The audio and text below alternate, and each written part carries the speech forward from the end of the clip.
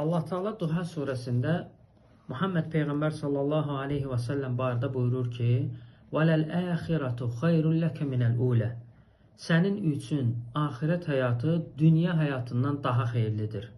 Ərəb dilində bu ayənin başqa bir mənası da odur ki, axırı əvvəlindən daha xeyirlidir. Düzdür, bu ayəni oxuyanda başa düşmək olmur, ancaq sonraki ayələri oxuyanda məna tam olaraq aydın olur. Allah Teala buyurur ki: "Ələm yecidike yetimən fəəvə." Biz səni yetim halda tapıb sənə sığınacaq vermədikmi? Fikir verirsinizsə, axırı əvvəlindən daha xeyirli oldu.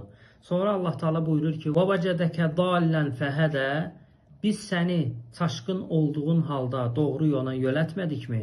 Fikir verirsinizsə, burada da axırı əvvəlindən daha xeyirli oldu. Sonra isə buyurur ki: "Və vəcədəkə ailən fəəğnə." Biz səni kasıb olduğun halda varlı etmədikmi?